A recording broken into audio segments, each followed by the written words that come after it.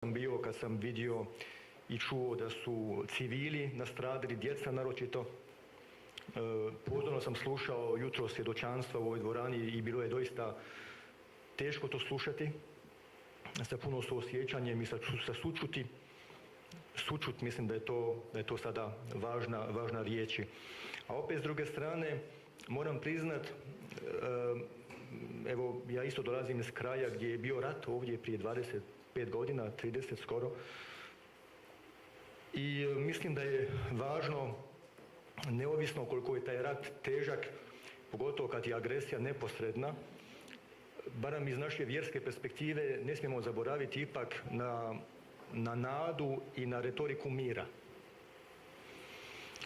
I u ovoj situaciji konkretno je to teško zamisliti u Izraelu, ja to razumijem, ali mislim da uvijek treba sačuvati nadu u bolju budućnost. Sjetit ću se samo, ponovit ću riječi glavnog rabina Francuske, Haim Kosjar, koji je rekao da neovisno o kontranapadu Izrael mora voditi računa o budućnosti. I sigurno da bombe neće riješiti situaciju. Tako da evo, gledam tu situaciju iz širega konteksta. I ne bi bilo dobro, rečeno jutros više puta, da se palestinski narod poistovjeći sa Hamasom. To su ti amalgami, stereotipi koji se često puta nadovezuju u raznim kontekstima. Hamas, Palestinci, Arapi, muslimani teroristi. I takav model imate u raznim kontekstima, imate u našem podneblju. Evo, velika je zadaća, ja mislim, u politici, možda i preko filozofa i preko vjerskih vođa da dajemo evo neku trunku nade u ovom kontekstu. Evo tako sam bolno doživio, ali opet volio bih da damo mjesta, ako smijem reći, da damo mjesta Bogu u toj priči također. Rabbi, what one religion community can do in a moment like this? Can you explain your question? Like what? What you can do? Do you have some action, or do you have some? Okay, so first of all, of course, we're all very sorry and very scary, even about what's going on in Israel, and we pray God, and we hope that soon all this mess will be finished. I can tell you what we did. So we had a Friday night. We had around 250 people came to pray and celebrate the holiday. I think it is the biggest place in Croatia today, in Zagreb also, that celebrate the holidays, the last holidays, Jewish holidays. And the morning, Saturday morning, they all came to the synagogue and shared with us what's happening in Israel. So immediately what we did, we pray, first of all. We take the psalm and we share with everyone the books, and we pray God, first of all. Second of all, we inform the police that we ask to protect the community, because unfortunately, I'm sure that all other religious... Yeah, did you get it?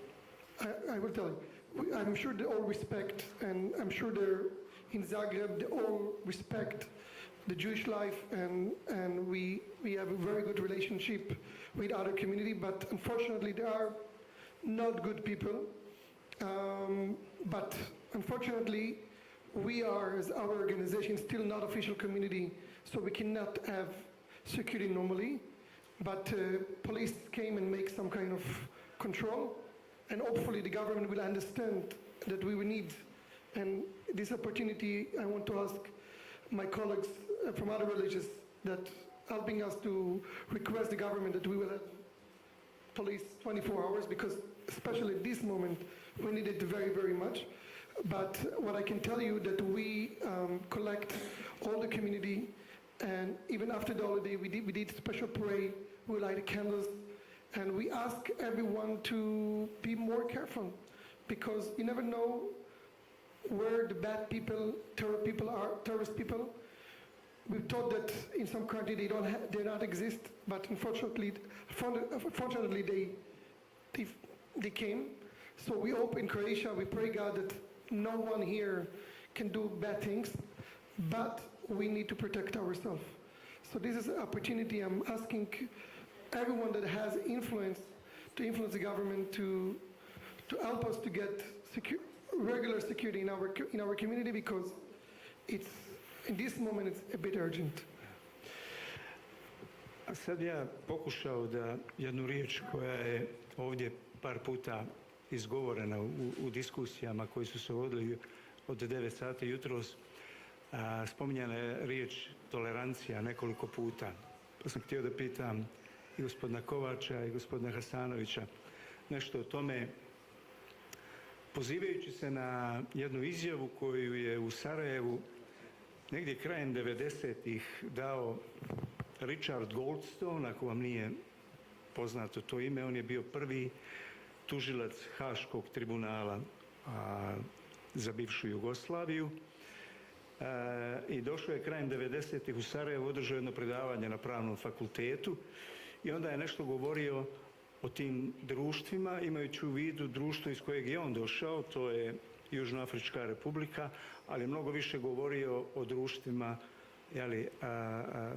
govoreći o Srbiji, o Bosni i Hercegovini, Hrvatskoj, rekavši, znate šta, mi za ovakva društva trebamo nešto više od tolerancije. Onda je upotrijebio jedan izraz, volio bi s vama da provjerim, znate šta kaže, tolerancija je zapravo samo jedan stepenik iznad mržnje. Za društvo u kojima mi živimo treba nešto malo više. Pa sam htio da provjerim, evo, gospodine Hasanović i gospodine Kovač, to čuveno pitanje tolerancije i treba li nam u stvari nešto malo više. Ja sam protiv tog izričaja. Tolerirati znači trpjeti nekoga. Ja želim s mojim bratom da u ljubavi živim. Da dijelim sa njim i zlo i dobro kao što dijelimo zrak i sve druge resurse, da dijelimo i taj zajednički kompletan život. Tolerirati znači da ja njega trpim, ja moram da živim pored njega u nekakvoj nuždi. Bože sačuvaj. U srcu vjernika ne može biti trun jedne mržnje ili da je nazovemo nekakve trpnje nekoga ili nečega. Moramo graditi, i ja sam ovdje inaugurirao jedan termin koji želim podijeliti s vama, nema suživota. I to je na tragu tolerancije. Ima zajednički život. I mi u Hrvatskoj probamo da gradimo povjerenje kojim ćemo jačati zajednički život, a on se odnosi kroz ljubav, kroz uvažavanje, poštivanje, posebno poštivanje različitosti, bilo koje, sada da ne nabrajam koje su to sve različitosti, svi mi to dobro znamo. U tom kontekstu slažem se potpuno sa gospodinom Goldstoneom koji je rekao da treba tražiti više. Šta je to više? Međusobna ljubav i poštovanje od onoga tolerancije. Gospodine Kovač.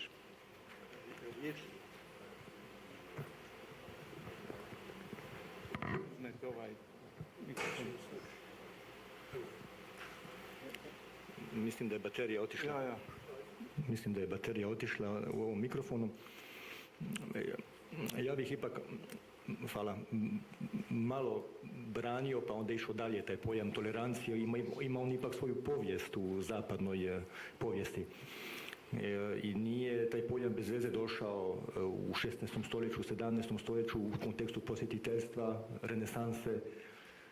Autori poput John Locke-a, Voltairea i mnogi drugi su pisali o toleranciji u ono doba kada je katolicizam bila jedna državna ideologija, vrlo netolerantna. Tako da ja bih razlikovao dvije vrste tolerancije, ona negativna i ona pozitivna. Ona negativna je, ovo što je Muftija rekao, etimološka, trpiti drugoga, podnositi drugoga, ali opet bolje je podnositi drugoga nego ga ne podnositi.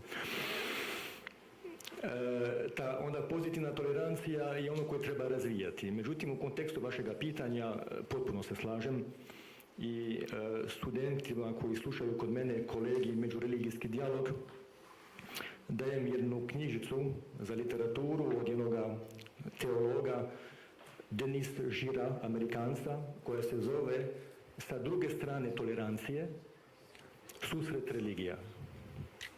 Muftija je govorio o ljubavi. Ja mislim i za ljubav treba još prije toga evo tu dimenziju susreta i htjeti susret. Razvijati kulturu susreta, pa onda kulturu dijaloga, pa kulturu suživota ili života.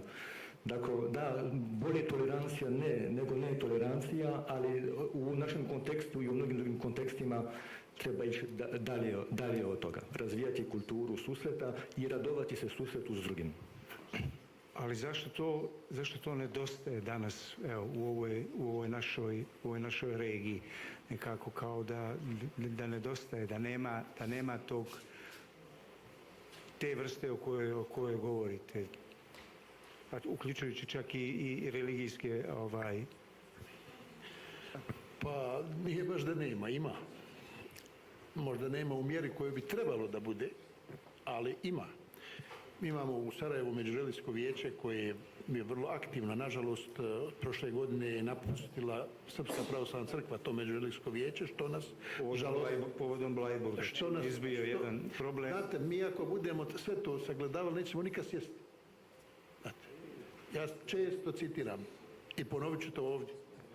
Bio sam na promociji jedne knjige koja je objedinjavala život i djelo ovdje prisutnog doktora Mustafe Cerića.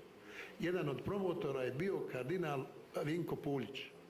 Izašao je za govornicu i kaže: ja i Mustafa se nismo uvijek slagali, ali nikad nismo prestali komunicirati. Nikad ne smijemo prestati komunicirati. Braćo, sestre, kako god hoćete, onog trenutka kada se prestane komunicirati, šta je alternativa? Šta je alternativa dijalogu? Rat. A mi ne smijemo pozivati u rat. Zašto? Jer moramo graditi mostove ljubavi, povjerenja i zajedništva. Da li bismo onda mogli reći da je princip saradnje između religijskih organizacija mnogo bolji nego recimo političara ili već ne znam drugih? Ja bih za Hrvatsku rekao 100%. Mi imamo izuzetno dobru suradnju. Evo, u prošli ponedjeljak zajedno ja i Kotel Dadon Rabin smo imali Halal Biznis Forum gdje smo zajedno sjedili jedan pored drugog i razgovarali o komplementarnosti halala i košara. Redovito dolaze na naše sve svetkovine i Kotel Dadon i nije biskup nego Rabin Prelević. Oni su redovno na svim našim aktivnostima, kao što smo i mi na svim njihovim događanjima. Zašto? Jer mi smatramo da holokaust ne može biti samo židovsko pitanje. To je pitanje opstanka čovječanstva i mi tako promatramo i zato smatram da je komplementarnost genocida koji se dogodio u mojoj Srebrenici i holokausta nešto što je istakao prošle godine na obilježavanju 11. jula u Srebrenici Rosenberg, predsjednik židovskog kongresa iz New Yorka. On je rekao najveću istinu. Da ne možemo promatrati da je ovo pitanje opstanka čovječanstva. Ako mi nijemo promatramo genocid, ako nijemo promatramo ova događanja i brutalnosti koje se dešavaju danas u Izraelu i Palestini, ako promatramo nijemo holokaust i ne činimo dodatne napore da osvijestimo što to znači, onda ne možemo računati ništa, nekakvu svijetlu budućnost koja jeste. Ili s druge strane, ono što želim istaknuti i vratiti se ponovno na onu sesiju koju smo slušao danas, kurikulum. Jedina zemlja u regiji i u Europi cijeloj iz koje niko nije otišao na bilo koje ratište danas u svijetu jeste Hrvatska. Ni od muslimana ni nemuslimana. Zašto? Jer preventivno proaktivni programi koji se provode kroz institucije, islamske zajednice i institucije u državi upravo su to učinile. I mi danas nemamo problema u Republici Hrvatskoj sa povratnicima, sa deradikalizacijom. Zašto? Jer je prevencija urodila plodom. I to je primjer kako treba nastaviti dalje. Rabbi, you would like to say? I would like to say something, to suggest something. I know that it was some kind of talk between the communities, but maybe we should set up a meeting with all representatives from all the religions, and especially from what's happening now in Israel and cooperation for the future, how we can, as different religions can establish different and put different topics that are important for the life of the people, either Muslims, either Christianity, either Judaism, and to see how we can cooperate and push some kind of either law, either to push the government to support different life subjects that people need. And I'm sure when people see the leadership sitting together, it will influence all other. You know, I'm from Chabad Hasidim. Our rabbi always told us that when the dark is coming, we should add light. When you add the light, the dark is moving out. Light means action, to do some good things. When people see the leadership, the leader people, for any religious, any community, sitting together, and can influence all the society. I'm ready to take action to establish that, and if you agree, we can definitely have a talk about different topics, and I'm sure it will make this world much better. You can make arrangement just after our discussion here and organize some meeting. But I would like to check one point with all three of you. I mean, I'm like everybody else, watch TV, media, everything since Saturday, just to check every information, to see what's happened, to understand or to see some things about the whole story in Israel and Gaza, and I listened. I saw I don't know how many politicians. I mean, see the actors, singers, students, university professors, people on the street who talked about that. But maybe I'm wrong, but didn't see so many religious leaders who said something about. I mean, just maybe we are missing now that kind of words from religious organizations, just to say something which can make some things for the people. Želim kazati da je islamska zajednica vrlo jasno se oglasila po tom pitanju, a prenijeli su svi mediji. Bosansko-hercegovički vrhovni poglavar dr. Husein Kavazović dao je vrlo jasno priopćenje, i to možda sat vremena, dva nakon što se to dogodilo, gdje je osudio takav brutalnost i pozvao upravo na ono što jeste i pozvao na dijalog. Molim vas, pročitajte to priopćenje. Ono je vrlo jasno, koncizno, artikulirano i pozvao je sve ljude dobre volje da se uključe u rješavanje toga problema. Islamska zajednica je vrlo jasno to artikulirala. Ja sam se osobno čuo jučer s Resulemom i komentirali smo sve ovo, i on je vrlo jasno u svom priopćenju istakao stav islamske zajednice na ovim prostorima. Ja, gospodine Kovač, jesam li ja nešto promašio ili je bilo? Pitanje vam je skroz na mjestu, ja bi ga i proširio povijesno, ali nemamo puno vremena. Papa Franjo, on je ipak religijski lider poznat, on odmah reagirao. Papa Franjo, čuli ste za Papu Franju, osudio i stalno osuđuje rat u Ukrajini, poziva na mir, tako je sad radio i za Izrael. Još se ništa nije reklo među religijskim liderima ovdje u regiji zajedničko. Ja mislim da su zaprepašteni. Možda čekaju još bolji trenutak.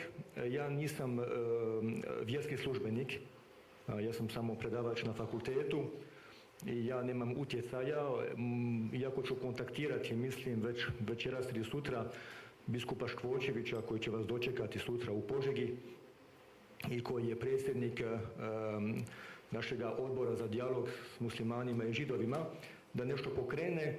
Ali zašto kažem da je to povijesno pitanje? Ja bih volio da se vjerski lideri u našoj regiji, evo, spomenuto je malo prije Međureligijsko vijeće u BiH, koji je sad dosta inertan već nekoliko godina.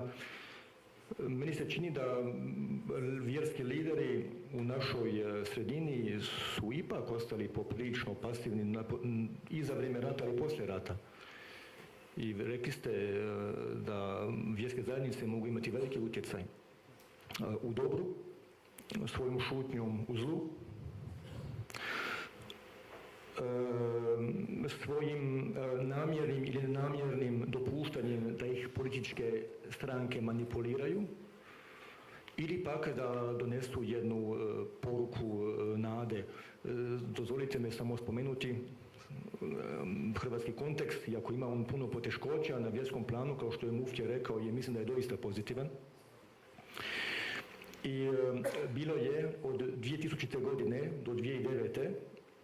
jedno vijeće koje još uvijek postoji, zove se Vijeće visokih vjerskih poglavara, koje se sastalo 9 puta kroz svih godina, nekoliko puta godišnje isto, i iznijelo je svaki put neku zajedničku izjavu, 9 izjava ili završna izjava protiv terorizma, protiv nasilja, za zaštitu braka i obitelj, protiv fundamentalizma. Evo, bilo bi dobro da se ta taksa nastavi, ali u ovom kontekstu konkretno mislim da su trenutno zaprepašteni, ali takva izjava bi dobro, jako dobro došla, čini mi se. I would like to, call a panel, whole panel, if you would like to ask our distinguished guests any questions, or to check something, or to, if you anybody thinks that could be helpful.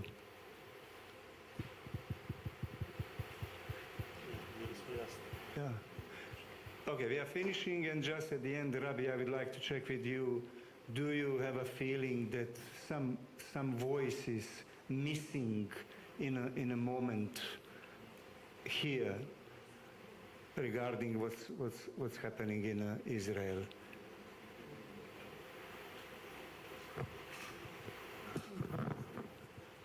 I think that any good action that we will do will change the situation. Good deed that everyone will do. Any meetings that will be with religious, any good organization where people will have do it, this is what will change. The voice, I think the world understand that what's happening in Israel now, what Hamas did, this is terrible. It's like Daesh, is like the bad organization that can exist ever in the world. I think the world make this change, but now I think we should add more good in this world. Good action, to good organization, helping other. This will change and will do helping this situation. Thank you, all of you. We are finishing.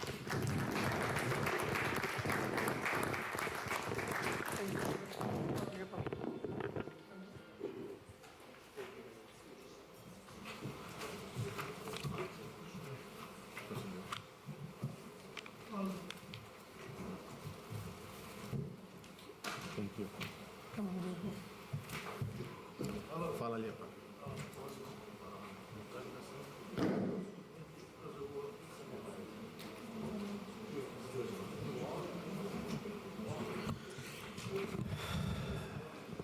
So yeah, I promised that this was going to be an interesting panel, and I was by default one of the most intriguing, let's say, of the whole conference.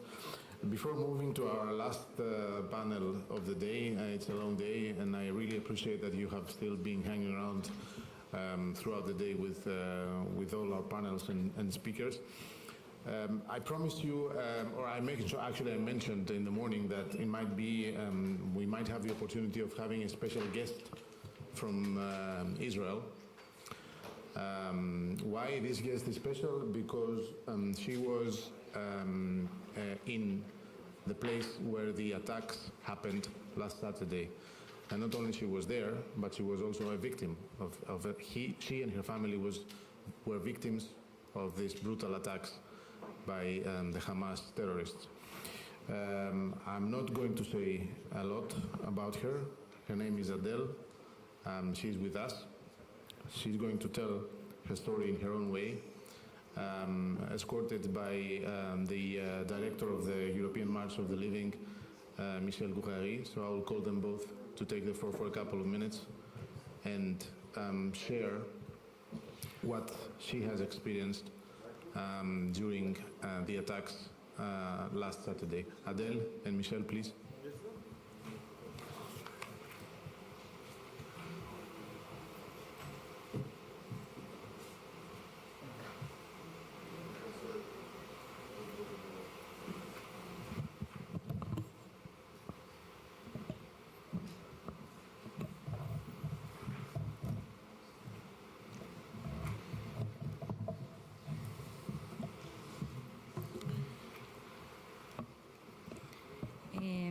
אחר הצהריים טובים לכולם.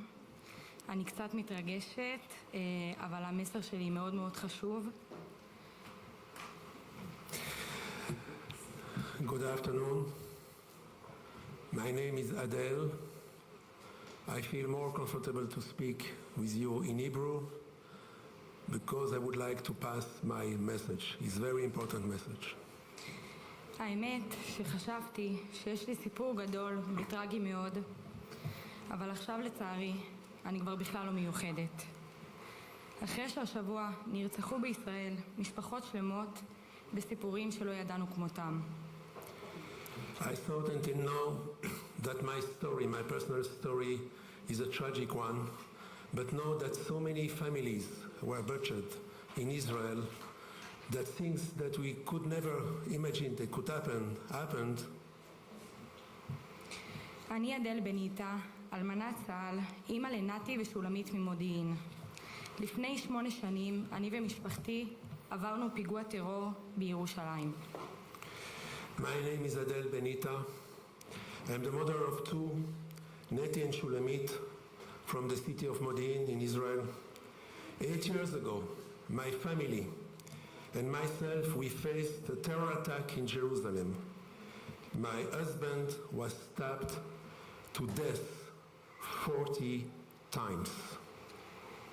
חג סוכות, אוקטובר 2015, הלכנו משפחה מאושרת, אני ואהרון, הורים לנתי בן השנתיים ושולמית בת החצי שנה, שלא יודעים שבאותם רגעים החיים שלנו עומדים להשתנות ולתמיד. 8 years ago, during the same Jewish holiday of Sukkot, we were walking in the street of Jerusalem, my family, my kids and my husband, and we could imagine that our life will change forever. הלכנו בירושלים, שפתאום משום מקום קפץ עלינו מחבל.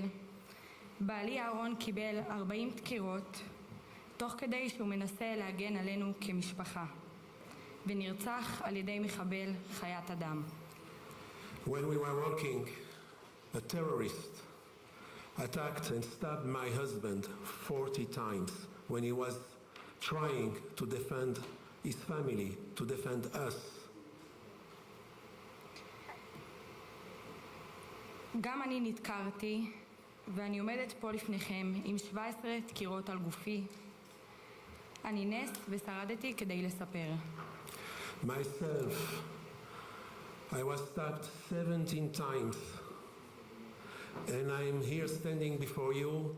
It's a miracle, a medical miracle that I'm able to stand here. הייתי על סף מוות, ובני הקטן בן השנתיים קיבל כדור ברגלו. I was close to death, and my small child received a bullet in his leg. אני ובני התמודדנו חודשים ארוכים, ולמעשה עד היום מתמודדים עם הפציעה הפיזית ואף הנפשית עוד יותר. For many long months, we were coping with this situation. It was also a problem, a medical problem, a physical problem to stand, but also a moral problem and also something regarding our feelings, our deep feelings. להיות משפחה פוסט-טראומטית זאת לא רק כותרת. זה אנשים, זה התמודדות יומיומית עם זיכרונות, כאב, סיוטים, ילדים שלא נרדמים בלילה, שפוחדים להיכנס לחדר או לשירותים לבד. To be a family after such a terror attack is to be a post-traumatic family. Children will not sleep at night. All the time they will wake up with nightmares, they will not be willing to be alone. So it's really coping every day, every night with the situation.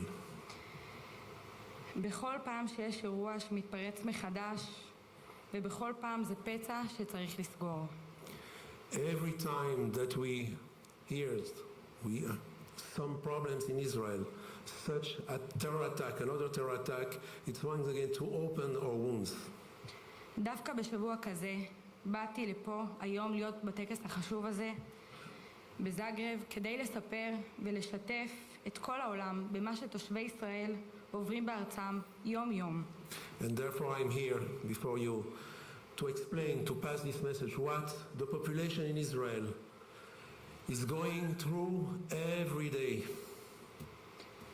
ועכשיו בפרט רק בגלל היותם יהודים. And just because they are Jews. אני, שראיתי במו עיניי את הרעל והשנאה שיש למחבל, למשפחה שלמה, לילדים קטנים, לא הבנתי למה ואיך בן אדם יכול לעשות דבר כזה, אם בכלל אפשר לקרוא לו אדם. And when I saw the poison of hate and hatred in the eyes of this terrorist towards a family, towards kids, towards human beings, I say to myself, how come? Maybe this terrorist is not a human being, it's a beast. אבל היום, 8 שנים אחרי הפיגוע, שהיה בחג סוכות, בדיוק באותו תאריך שבו קרה מסע הרצח בישראל, 22 שנים אחרי אסון התאומים, ועוד עשרות פיגועים גדולים ברחבי אירופה שכולנו מכירים. And now, exactly in the same Jewish holiday of Sukkot, I saw what happened in Israel on the same day, 8 years after. And I'm shocked because it's not the only terror attack. This massacre happens also after the twins attack, terror attack, another terror attack across Europe and also in the world. היום אני מבינה שלשנאה ולרצח אין הבדל בין דת, גזע, מין ולאום. So now I understand that terrorism, this hatred, is not making any difference between race, gender, nationalities. מה שהם עשו השבוע לצעירים שכל חטאם היה ללכת ולרקוד במסיבה, מה שהם עשו לתינוקות, לילדים, לניצולי שואה, מה שראיתי אתמול וכולנו ראינו בזמן שאנחנו פה, 40 תינוקות שנרצחו באכזריות רבה וזה עדיין לא נגמר. What we saw this Shabbat on the holiday of Simchat Torah, those families who were butchered, those young people who were killed because their only willing was to have this party, a peace party, when we saw that they butchered babies, 40 babies. How can we understand? How is possible? מה יקרה ביום שאחרי? הכאב והפצע הגדול זה אנשים שנשארו בחיים, שראו את בני משפחתם נחטפים, נאנסים, נרצחים. איך בכלל מטפלים בכל זה? איך אפשר לחיות ביום שאחרי? How can we cope the day after? All those families will cope the day after when they will see their beloved people who were killed, assassinated, butchered, raped, beheaded. לפני 8 שנים זה קרה לי ולילדים שלי. השבוע זה קרה שוב לעם שלי בישראל. מחר זה יכול לקרות לכם באירופה. הטרור לא מבדיל ולא מרחם על אף אחד. It happens to my family 8 years ago. It happens in Israel now to thousands of people. It could happen tomorrow to you in Europe because terror is not making any difference between race, gender and nationalities. וכל מה שאני מבקשת מכם היום זה שתפתחו את העיניים. תנצלו את הכוח שלכם. תדברו עם המנהיגים שלכם כדי לעצור את האנטישמיות. כי אנטישמיות ושנאה הם אלו שמובילים למעשה הרצח הנורא שקרה לי וקרה השבוע. I'm asking you, I'm begging you, please open your eyes, speak out to your leaders to fight against anti-Semitism, to fight against hatred, so such a thing will never happen again. תודה שנתתם לי את הבמה החשובה הזאת לשתף את הסיפור שלי. תודה רבה. Thank you for giving me the floor. Thank you for listening to me, and I hope that we will have better days. תודה.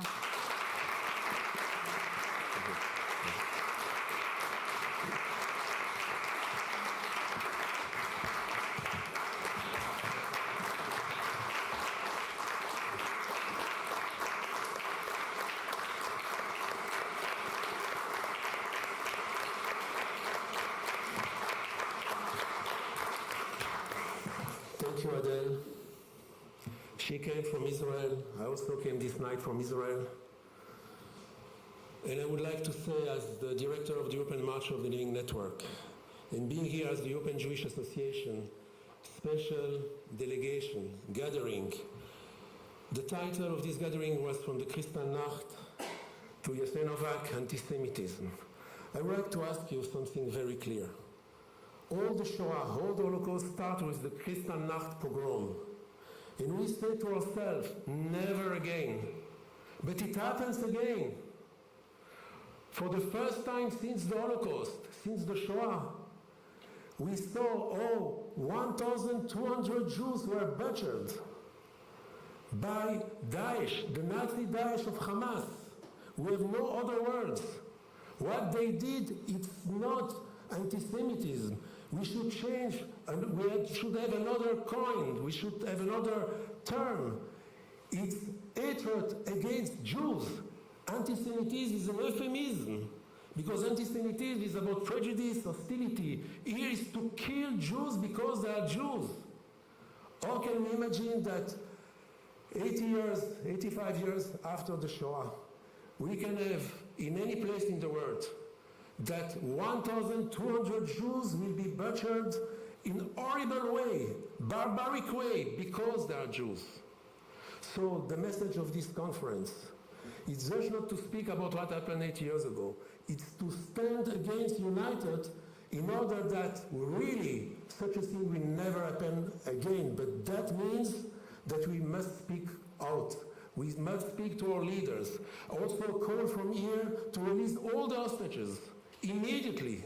It's very, very urgent. We know that every day they could be killed also. So please, let's speak very frankly. All what we said, the fact that we have also the European Union, that they are still funding of those terrorist organizations. We should remember that the Hamas has a charter. And what is written in the charter, kill every Jew who is hiding behind a tree, a rock, or every place there, exactly what they did in Israel. So that happens now in 2023. So what we saw that never again it happens. So let's draw the conclusion, but it's for every one of us to be now proactive in the most efficient and the more proactive way. Thank you.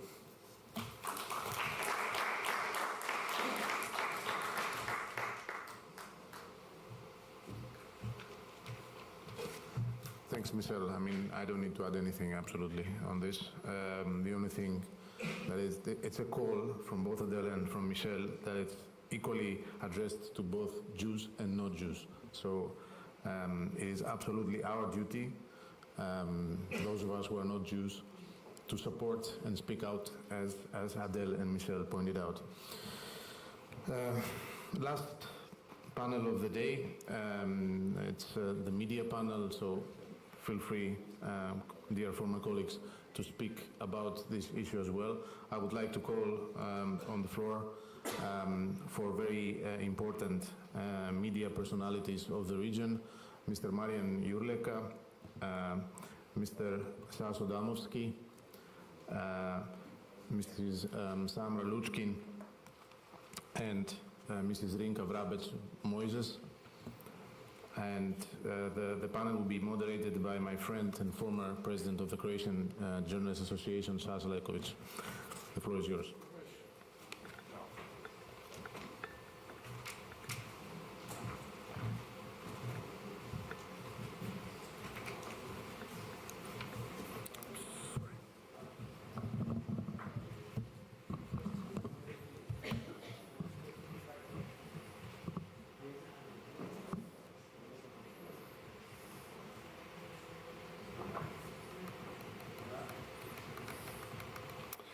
Good afternoon, ladies and gentlemen.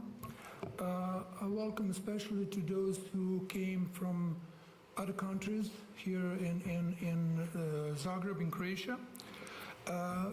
Thanks to all of you to be patient, actually till the end of the conference, till the last closing panel, closing session. And I would say even not just patient, but persistent, because it wasn't easy to be all day long here in this conference room, even if the conference is actually lasting just one day. Taking into consideration that all panelists are from the region, and they actually understand each other mostly or absolutely. And we are in Croatian European Union, and Croatian languages is one of official EU languages.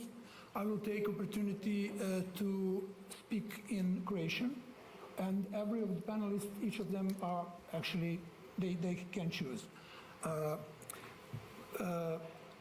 First of all, I would like to say some opening sentences. Dakle, prije svega želim vas pozdraviti ne samo u svoje ime, nego u ime medijske organizacije Jugoistočne Europe sa sjedištem u Beču, koja je među podupirateljima ove konferencije. Također želim iskazati sućut svim Izraelcima, a posebno obiteljima svih nevinih žrtava koje su ubijene u divljačkom terorističkom napadu Hamasa, kao i obiteljima onih koji su stradali u eskalaciji nasilja potaknutoj tim terorističkim činom i nastavkom tog terorističkog čina, dakle obiteljima svih nevinih civilnih žrtava i među Izraelcima i među Palestincima. Prvotna ideja bila je da ovaj panel, kako mu i naziv govori, bude klasičan panel ispunjen informacijama i raspravama na temu izvještavanja o antisemitizmu i antisionizmu u regiji, i svakako ćemo o tome govoriti. Ali pripremajući se s panelistima da bismo što je moguće efikasnije potrošili naših 45 minuta, pokazalo se da u medijima u našim državama, barem u onima koji se smatraju mainstreamom, antisemitistički diskurs nije zabilježen u značajnoj mjeri, iako je i jedan primjer takvog diskursa previše. I teško je reći zapravo što je velika mjera, značajna mjera ili ne, realno. Međutim, pokazalo se da je veći ili čak mnogo veći problem u odnosu onih političara prema pojavi antisemitističkih kao i drugih mrzilačkih javnih istupa pojedinaca i skupina koji takve istupe relativiziraju, minoriziraju ili posve ignoriraju, što posljedično dovodi do izostanka kaznene odgovornosti onih koji tako istupaju, kao i političke odgovornosti, prije svega onih na vlasti. O konkretnim slučajevima i eventualnim trendovima u njihovim zemljama govorit će svaki od panelista ponaosob, no mislim da je ono što čini naš današnji zadatak posebno važnim i osjetljivim su medijski odjeci tragedije koja se dešava nakon terorističkog napada Hamasa sa svim svojim posljedicama koje će dugoročno promijeniti geopolitičku stvarnost i na lokalnoj i na svjetskoj razini. To zapravo govori i sve što se događalo danas na ovoj konferenciji. I imajući to na umu, bitno je razgovarati o tome kako mediji izvještavaju o ovoj konkretnoj tragediji koja se dešava u realnom vremenu, koji su narativi koji se pojavljuju u medijima, uključujući naravno regiju Jugoistočne Europe, jer nam je to bio i osnovni cilj. Također i o realnoj mogućnosti da niti nakon ovog listopada više neće biti ništa isto, neće više ništa biti kao do sada, niti kad je riječ o medijskom izvještavanju o antisemitizmu, niti po količini, niti po sadržaju. Zavisno od toga čiji su mediji, a još više kakvi su čiji interesi. Hoće li zaista biti tako? Životna realnost koja se paradoksalno ogleda u mnogim besmislenim smrtima nametnulo je mnogo više tema nego što ih je moguće čak i u najkraćem elaborirati samo 45 minuta. Uz to nalazimo se, kao što svi vrlo dobro znate, na području u kojem su u Drugom svjetskom ratu organizirano progonjeni i ubijani pripadnici nekoliko naroda, ali prije svega Židovi. Nalazimo se na području opterećenom mnogim lošim uspomenama koje su dijelom kao istine, a dijelom kao mitovi, i to opasni mitovi, uzrokovali mnogo zla između, ali i unutar ovdašnjih naroda. Stoga smo svjesni koliko je mržnja razorna i koliko je važna uloga novinara i medija da je razotkrivaju i da joj se suprotstave, a ne da pomažu njenom održavanju i širenju, kao što ne čini kao što se ne čini samo otvorenim podržavanjem mržnje, nego i šutnjom o njenom razvojnom djelovanju. Takva šutnja dovodi do povijesnog revizionizma, što predstavlja neuporedivo veći problem od pojedinačnih antisemitskih ispada, jer o tome danas govorimo, koliko god oni bili i ružni i potpuno neprihvatljivi. I ispričam se zbog ovog neobičnog i dugačkog uvoda u panel, ali s obzirom na okolnosti odlučio sam ovo reći, pa makar to netko mogao smatrati zloupotrebom moderatorske uloge, ali zato ću sve ostalo vrijeme uz eventualne neophodne intervencije ostaviti našim panelistima, pa bih, pošto su već predstavljeni, u početku bih pitao, imao bi jedno pitanje za sve. Dakle, u svjetlu svih ovih navedenih činjenica, a i sveg vašeg iskustva u medijima i s medijima i oko medija, kako biste vi ocijenili generalno, kasnije ćemo govoriti o ovim aktualnim događajima, kako biste generalno ocijenili, dakle, situaciju oko antisemitističkih izjava, odnosno napisa medija, ne samo kad je pitanje ponašanja novinara i urednika, nego i naravno političara i svih drugih ljudi čije se izjave prenose i koji utječu na javno mnijenje. Dakle, u svakoj od vaših država, koliko mislite da je neophodno i naravno ako imate bilo kakvu potrebu da kažete nešto i o nekoj drugoj zemlji, odnosno čitavoj regiji. Možete bilo kako, da vas ja ne prozivam, možete uvodno redom.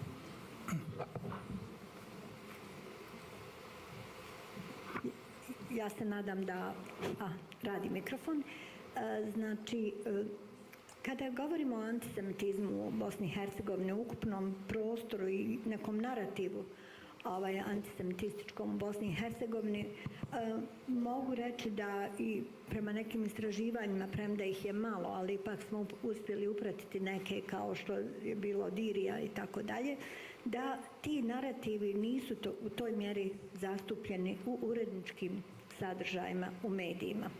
Znači, one se više nalaze u komentarima na digitalnim, odnosno društvenim mrežama ili digitalnim medijima, ali u samim uredničkim sadržajima taj problem antisemitizma, u stvari pitanje antisemitizma nije uopće bilo problematizirano u toj mjeri. Samim tim, i zahvaljujući takvoj medijskoj ulozi i pristupu, znači, izostao je taj nivo i edukacije javnosti o antisemitizmu, o tome što on znači, o konotaciji, o performansama, o tome u kojoj mjeri, recimo, aktualni govor, jezik mržnje sadrži neke antisemitističke elemente. Znači, imamo jedan prostor koji je, zahvaljujući aktualnoj etnonacionalnoj retorici većinskih naroda i nacija u Bosni i Hercegovini ostao potpuno u sjeni. Znači, Jevreji u Bosni i Hercegovini su jedan od 17 nacionalnih manjina i samim tim i tako je tretirano to pitanje, dakle, jer je naš čitav prostor javni uzurpiran tom nekom etnonacionalističkom retorikom, sad jako puno govora mržnje, ali antisemitizam je, znači, i tu bio zastupljen u manjoj mjeri. Recimo, evo samo jedan taj je podatak s kojim ću i završiti, od 1400, ne znam, 90 sadržaja koji su relevantnih, samo se, recimo, 78 je sadržao te neke antisemitističke elemente, tako da taj procenat u odnosu na ostatak tih drugih narativa nije toliko zastupljen. Hvala. Does it work? Oh yeah, okay. So first of all, I would like to express my sincere condolences to all the victims and to Jewish people and our firm support to the State of Israel. As it was said before, and I think that all of us who have some knowledge of media situation and social situation here in Croatia, I think that much bigger problem of anti-Semitism is so-called historical revisionism. And as you all know, Croatia unfortunately had its own fascist state since 1941 until 1945.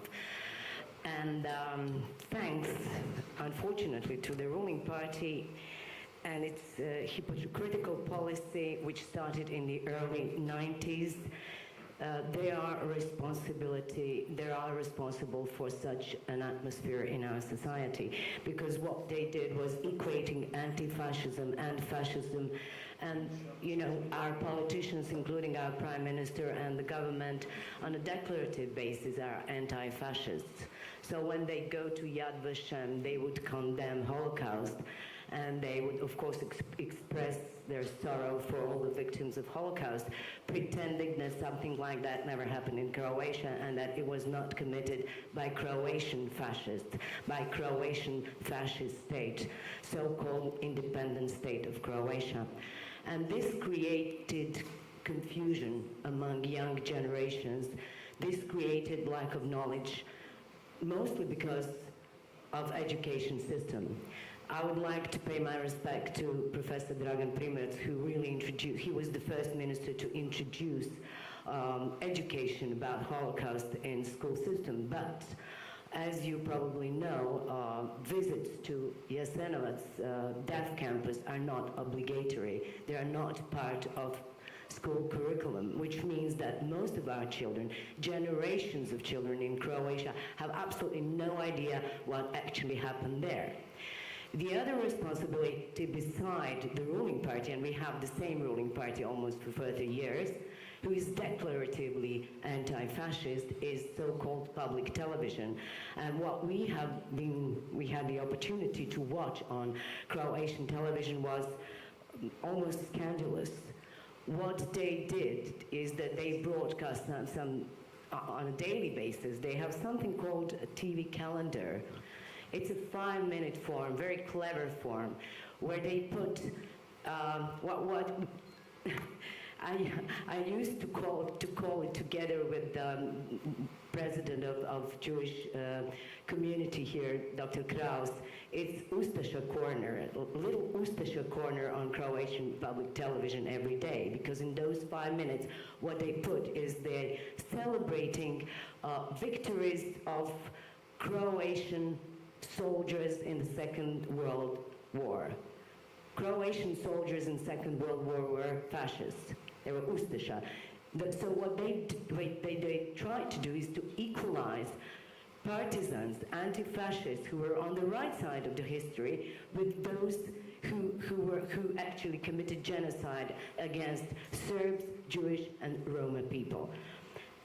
What they also do is that often they give media space to so-called historians. And history as a science is divided here in Croatia. So I'm so happy that Dr. Goldstein was here, because he just wrote a new book about historical revisionism. Because sometimes they invite those so-called historians who deny the real nature of death campus in Jasenovac, and they call it a working campus, where actually operettas were sung, and they were actually beautiful places for Jewish people, and nobody was killed there. And this is the story that they sell to the viewers of Croatian public television, who, by the way, have to pay to watch them, because it's obligatory to pay for watching public television.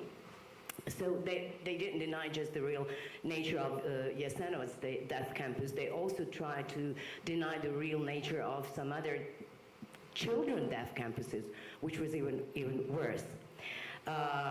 And also, what I would like to say, and I was really impressed with this investigation made by Tanja Daro and Davorka Peric, because they prove what I just said, that this historical revisionism is present everywhere.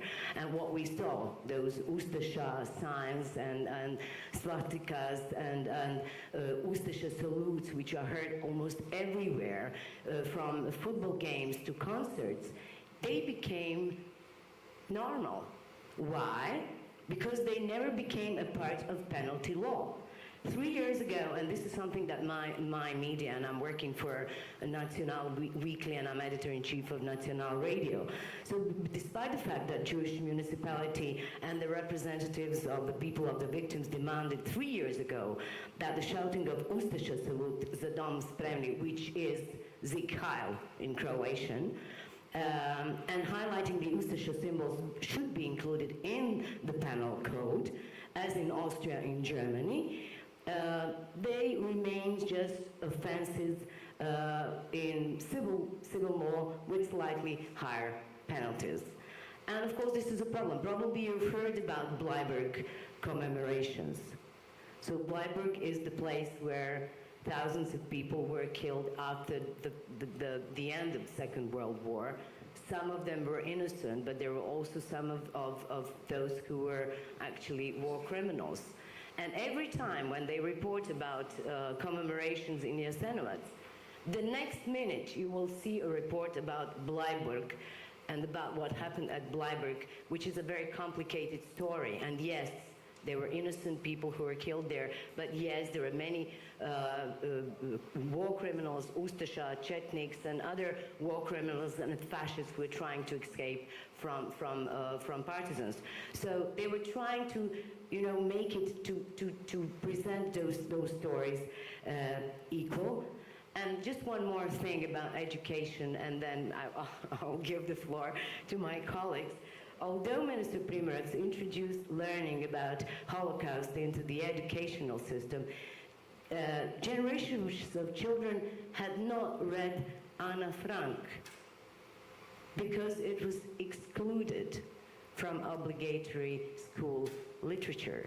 So this is what's actually happening in Croatia. A very hypocritical situation, especially when we are talking about our own history, and when you have, for example, the Speaker of the Parliament, who is always present at commemorations for the killed Croatian soldiers, on one hand, at the same time visiting Jasenovac, then there is no wonder that generations of young people here in Croatia don't know what to think about Holocaust. And so because they don't know, there is a great danger that history will happen again. Thank you very much. So now you go with two Croatians in a row. As we were preparing the panel, we had a discussion how to approach the topic because it's media reporting, and I was exchanging mails with Sasha and trying to figure out how we approach this topic. I initially said that based on what the fixed headline is, media reporting, is that we don't have much to quarrel about, because media is actually, when anti-Semitism and anti-Zionism is the topic, is, how to say that, not really neutral, but we don't have that much incidence in the media regarding reporting on these two topics.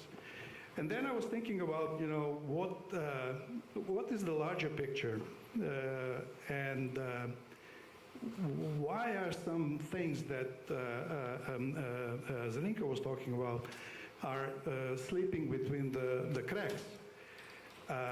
And I proposed to Sasha that I talk about something that was really on several times mentioned here during different panels, and that is the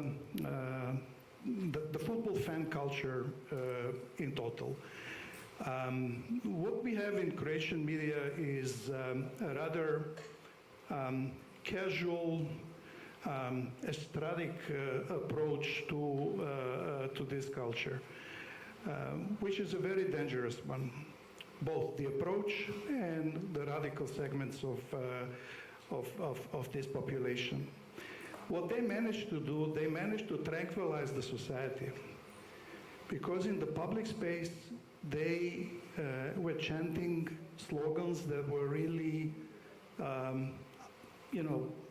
I personally never say those three words.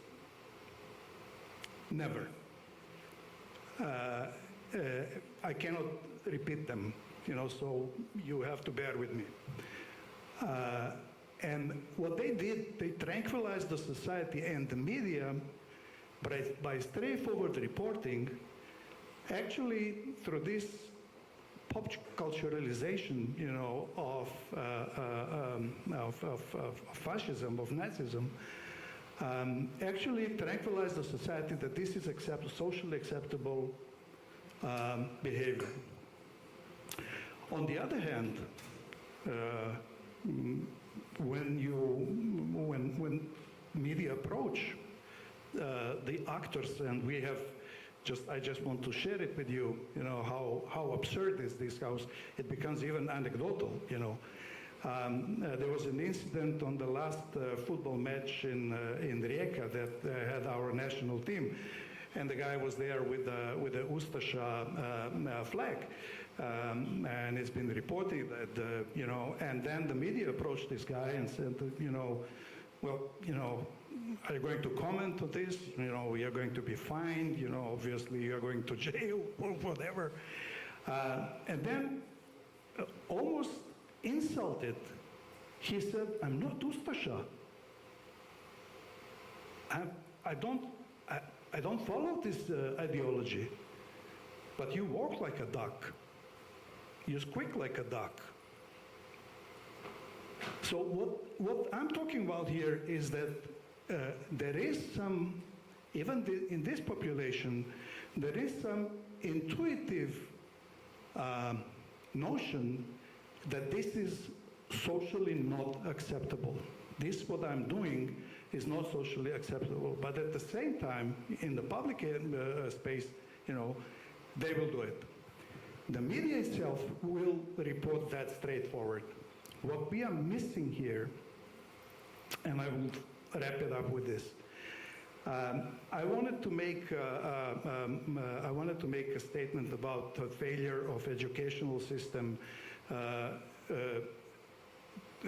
that we can see through this culture, football fan culture. And then this horrible thing happened, on Saturday. And I went through my, what I call the drainage, the social networks, and checked my groups. We have some closed groups. And my point of, that this position of, that this attitude is due to the lack of education was seriously damaged. I lost ground. Because not few, but many people from my group, my peers, from the left, fearlessly, stubbornly defended Hamas. I was shocked. They went back 75 years. They were questioning the existence of the Israeli state. So this is the problem on the left. And I was trying to explain to myself, because we are, most of these people are my generation, I was trying to explain to myself, what the heck happened to them? And I think it's, since Yugoslavia, this is a first-hand, obviously wrong explanation, since it has a long history of, Palestinian lineage or support towards Palestinians, I think that this is in some way reflects this old heritage, but most of the, so don't get me wrong, these are very well-educated people. So these are not football fans. These are not dropouts. And this is a serious problem. Back to media. So it's not only educational problem. And I will finish with that. I think that given the devastation that happened throughout Croatian newsrooms in the last 20, 30 years, that we are faring pretty well regarding anti-Semitism and anti-Zionism. That obviously that some triggers are, embedded there and that they control it. we are missing in our cross. I'm not going to bore you with the process of how media is put together, you know. But there are in the dailies. I was, you know, predominantly I was leading the two major dailies in Croatia. What we are missing layers of editors, fact checkers. You know, everything can go. You know, so since everything is. Most of things are relying on incidents. I would say that, you know, we're doing pretty well because, you know, we don't have many checkups in the dailies in between the writers and the final product. So We just got lucky. so. If you want to. Thank you. How we report? The question was how we report. I will mention a few examples of what was going on in Macedonia in the last 6-7 years, and the frustration which we are dealing as a journalist with behavior of the wider society, not only in Macedonia but especially European Union. Macedonia, Bulgaria is the hot topic right now in the last few years, again, unfortunately. And we cover, for example, stories about opening the cultural clubs for Bulgarian in Ohrid and in Bitola. It was happening this year. Both events in different time frame. Both events really provoke a lot of huge reaction of the public opinion, of the journalists, of the experts, of the ordinary people, because not because it's a cultural club of Bulgarians in Macedonia, because of the names, how they were titled.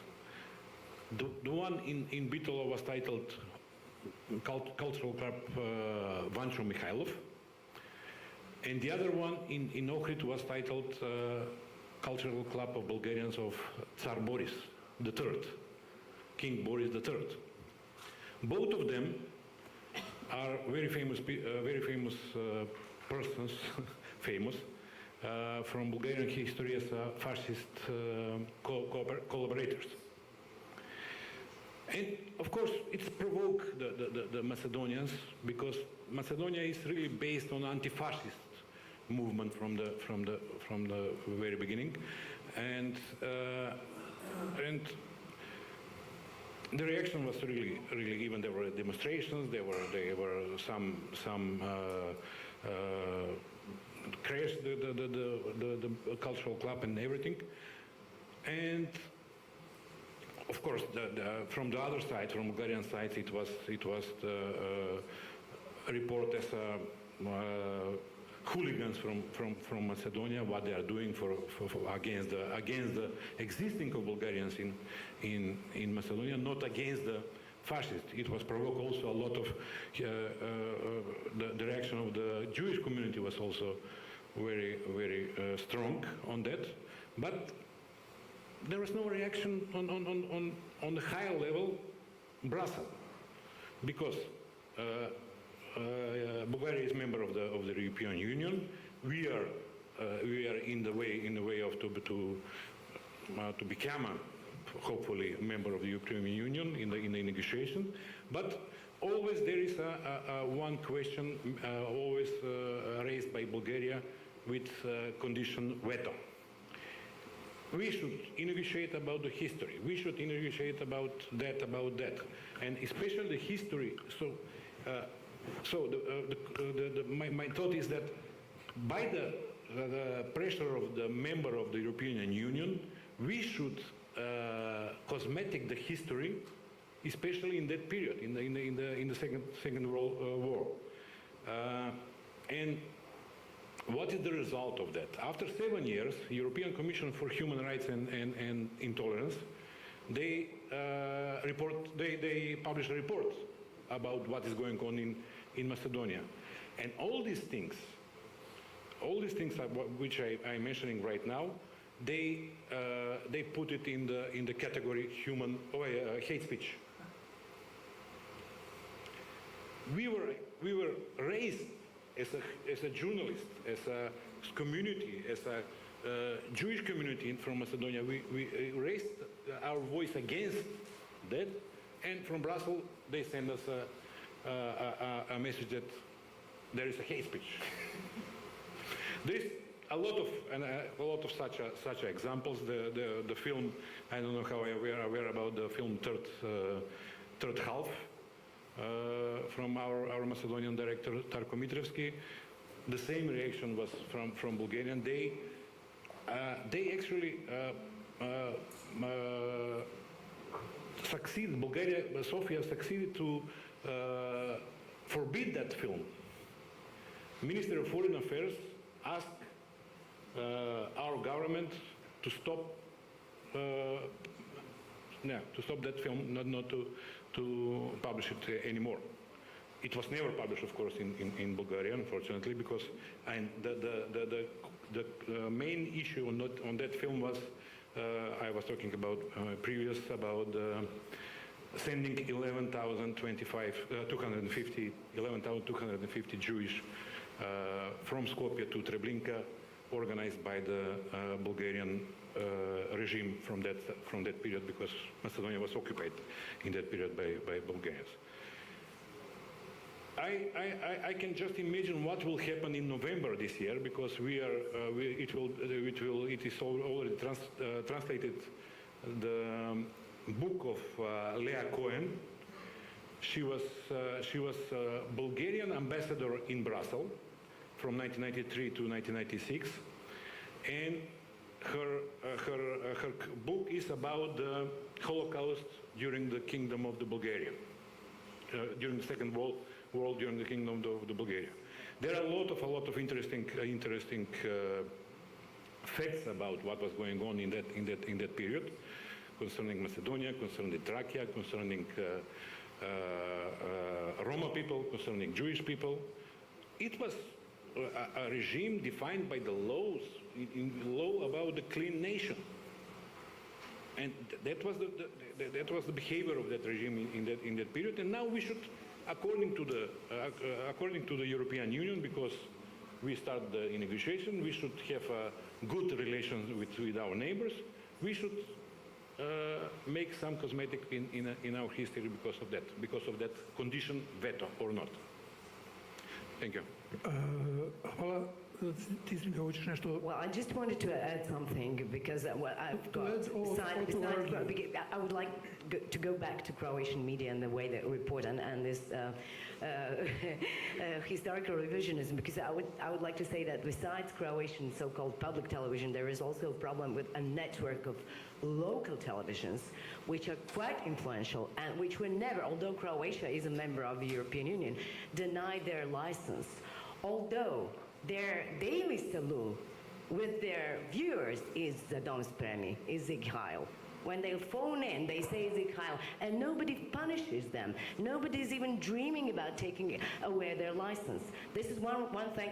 And one other thing, which Jorgos did not mention, while we had this horrible football hooliganism tragedy in Athens, all those hooligans who went to fight with your hooligans there are neo-Nazis. And they had those symbols.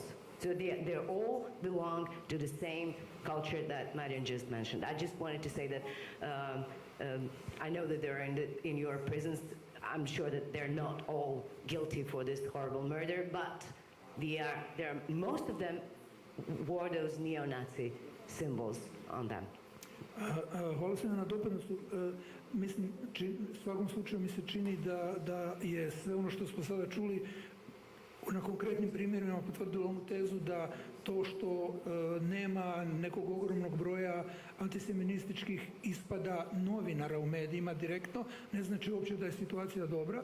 I spomenuli ste, hvala vam što ste spomenuli sve te razine zapravo koje su bitne, a za koje nema ni prevencije ni odgovornosti. I sad bi onda, na kraju, nadam se da imamo vremena, još bi vas molio sve da se sad ponovo vratimo na ovu aktualnu situaciju, pa da vidimo da li se sad iz vaše perspektive, a pratite svi naravno kao mi ostali, da li se nešto promijenilo u odnosu na tu generalnu situaciju i posebno bih volio još da spomenete nešto što je Marijan već ispomenuo na neki način, a to su te društvene mreže. Međutim, nije samo stvar u tome, stvar je u tome da i mediji, praveći se grbavi, puštaju komentare koji su puno puta, evo sad u ovom slučaju i antiseministički i govor mržnje i apsolutno nedopustivi, tvrdeći da to njih nije briga, da su njihovi samo tekstovi. Mislim da je tu recimo jedan veliki problem sa medijima upravo u tom dijelu. I couldn't agree more. So we have two segments together. We have a segment in which a story is published, and then you have open for commenting, so everyone is welcome to post whatever he or she pleases. And then the editor or the publisher is exculpating, is saying, that's not us. That's not our stuff. Those are the idiots that, are usually there. It is your stuff. It is your stuff. It is related to what you have published. Yeah, but you're giving that idiot actually space to do so. Exactly. So the whole responsibility of whatever is related in the public area is with you. So because you have triggered, you have instigated the topic. Okay, that is one. So plus the comments. So either kill them, don't fool around that you are democratic and you will leave everyone to post whatever they want. But that is in my take. We are in the early stages of what is going to be a longer conflict. You wanted us to comment on the current situation. So based on my experience, we are entering, so initially we have this media functions like that, so we have this initial phase in which there will be a unanimous, more or less unanimous support, and condemnation of the of Hamas. So bear in mind what I have said, that day one, there is a significant group of people who are not nobodies, who are already there, and who already, and the day one, started to, as they say, put it in a larger context.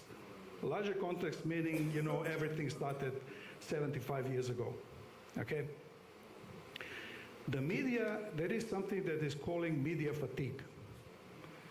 If you look at how media is covering the Ukrainian conflict, you will see that there is an upbeat, then it goes down, down, down, then there is some crash and it goes up again. But what worries me is that this media fatigue, that media will follow the conflict, they will follow whatever will be happening in Gaza, and I am sure that it won't be pleasant what is coming there. And media will then starting to take what we call the equidistance. And we will, in the media, that's how editors are working, that's the working title. They will start after 3, 4, 5, 7, 6 days, they will start to level the responsibilities, okay? And I will be very, very much interested to see how Israel itself will be managing the coming media crisis? Okay. I would, if we put aside all these analyses and the probably right predictions that you actually just mentioned, I would like to, as not only a journalist but a communication expert as well, to say one thing. And we have it today, a full room of one thing, one is emotion. So we are now talking about emotions. And I see it in the testimonial of the girl from Israel. So this is how we are going to manage emotions. This is going to determine the course of media coverage at the end of the day. And managing emotions, meaning creating new narratives that are going to be, unfortunately, result of this crisis. So the media coverage is going to follow that line. So now the question is, and this was a good question, how Israel is going to manage this and how they are going to direct media coverage and what it is going to be outcome of that kind of coverage. Because we must not forget that the emotion will stay at the bottom of all these kind of things. And the media and the editors, they are going to follow their procedures, and I agree with you, but there was only one thing, if they even lock the comment, now there is a new, like a small door to enter this public space that they publish on a social article on a social media, then they have comments on the social media, so they said, okay, this is social media content, it's not our digital media or website content, so this is kind of, there are a lot of kind of fights for the impressions and for the reach, and we know that, I mean, we know how media are trying to unfortunately do it, but this is all the technique, but the emotion will determine the content. And this is what I actually wanted to mention. Media could be killed even not actually using the hate speech directly. Yes. That's the problem. Yes. Okay. Sasha? Just a few sentences. Mr. Papadakis mentioned in his speech today that we need strong, united, unanimous voice of European Union. We're missing that, really. We're missing that. Knowing a lot of such examples, we are actually receiving very frustrations messages from there, and very hypocrisy messages from there, because they don't defend their own principles. They should defend their own principles very much more stronger than today. Today they are just calculating everything about every daily event, daily crisis. If I may add at the end something, tomorrow we are going to a spot, we are going to Jasenovac, and I'm wondering how Croatian media will play that out. Because we are going to a place where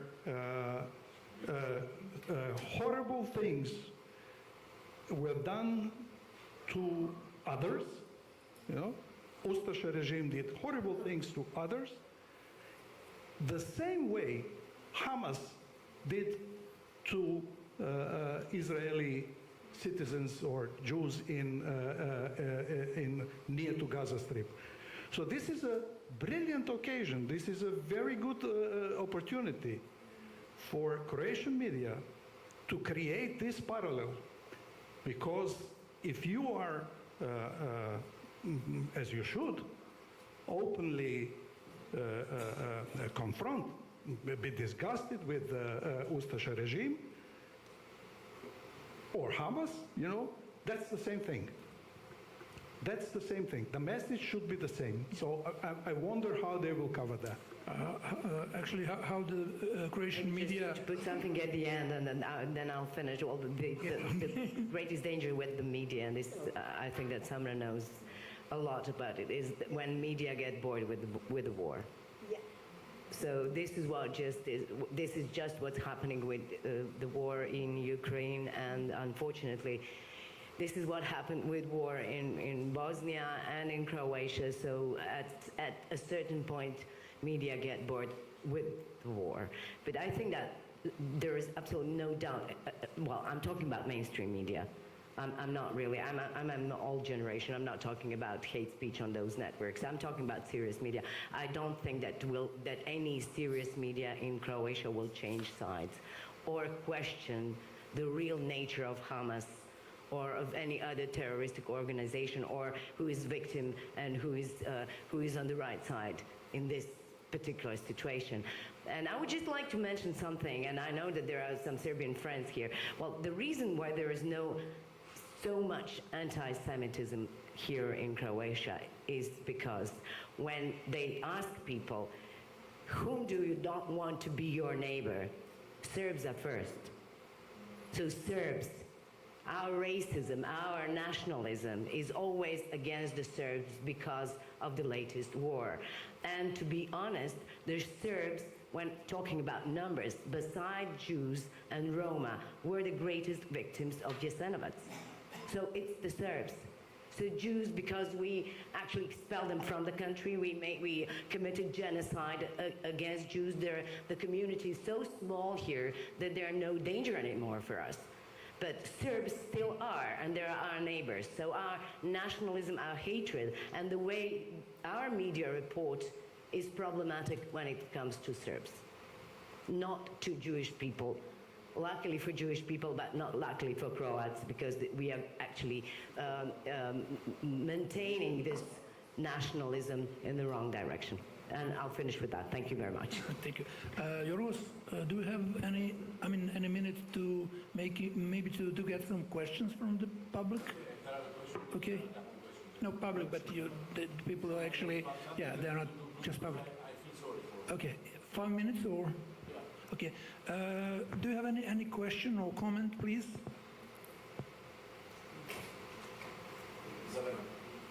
Do her mic.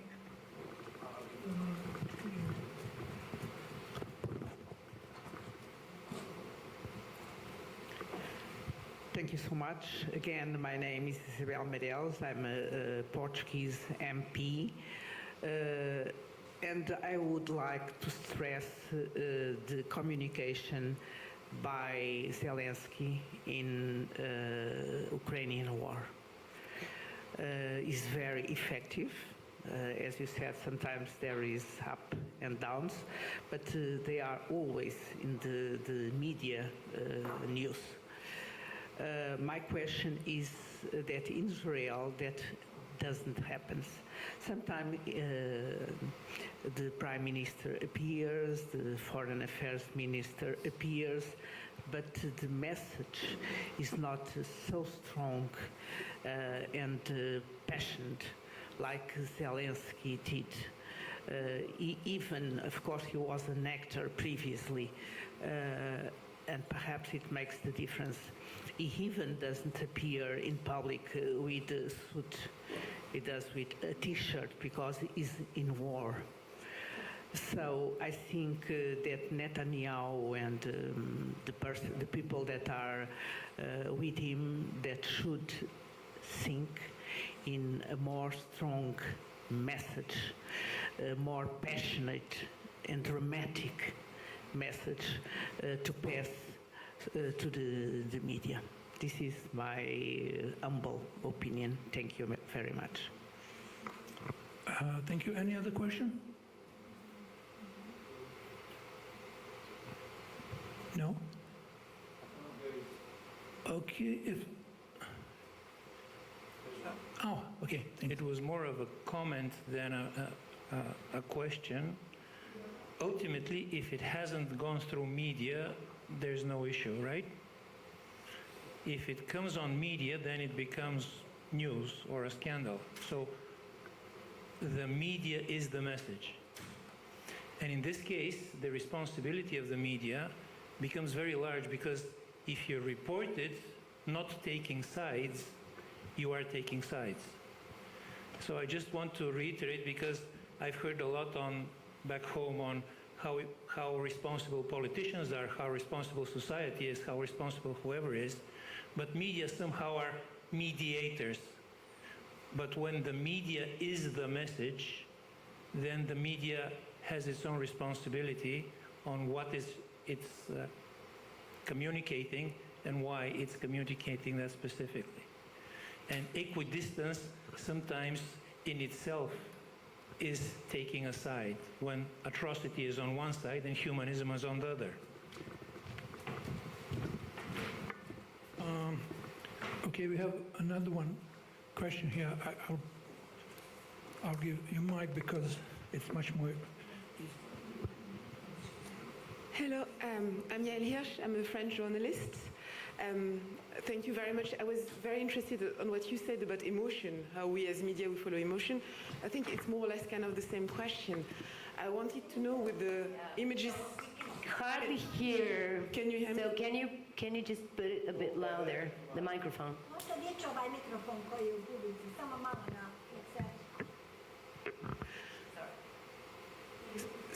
So yes, but following the emotion, maybe in a very practical way, what do you do now at a time like that or at a time of war with all the atrocities circulating? What do you do to just check, choose, and take some space with what the images and convey some information? What is your discipline? What do you do to do that?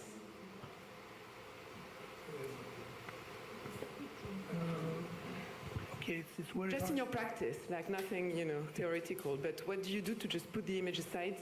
So do you have a question pointed actually on anyone specifically, directly, or because it's very hard to understand.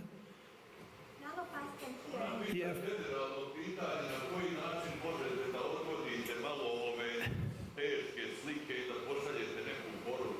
Ja sam razumio, ali samo nisam shvatio da li ima za nekog direktno pitanje ili... Someone directly or to all of them? Well, all of you as journalists, but okay. If it feels better. But I'm willing to answer that. We are not, media is not, we are not propaganda. We report on ugly things. We report on nice things. Just to, I come from print media, and I just want to bring you closer to every day of the editor. Usually a daily has 64 pages, and when he comes to an office, it's the 64 empty blank pages, nothing. It's the most stressful job. And can you imagine that we engage ourselves, in balancing nice stories with ugly stories? Who are we to arbiter, what is ugly, what is nice, what should we push as a I don't know, sub-story or whatever. It's a, what you actually get in a daily, every day is what the editor-in-chief had as an idea what is important for a reader next day. What set of news has he to go through to be able to communicate in his immediate circle, to be a competent interlocutor, in daily dialogue. So this is a choice of a man, and he is biased. He has his own ideas of the world. He has his own values. Hopefully he shares the values of most of his readers. But we cannot decide, what is the story of the day. It's just. May I add just something which is a comment for both of these comments? Media are not supposed to create events. They are supposed to report on events. And this is not about media, this is not up to media to say that this, to create it. It is just to report. So whether to delay something or not, it's not a it's media, it's more like a communications from the other side, how they reach media and how they report to media. For example, Prime Minister Netanyahu, his performance is a matter of his communication staff that is with him to teach him how to communicate. These messages do not to be stronger, and they need to be more focused, more repeated on a daily basis. So these kind of things, we should not mix the media role with the role of public relations, or with the role of media need to be rude about telling the truth. They need to take care just to tell the truth and to check all the facts. So this is, and everything else, creating another image is a matter of communication and public relations, if I'm, thank you. Thank you very much. No, okay. That's enough. Okay, thank you very much. Thanks to all panelists. And thank to everyone who actually has any question or comment, and of course to the rest of the room also. Thank you to being with us. And I mean, the time is coming to stop, actually, to close the closing panel. Thank you very much.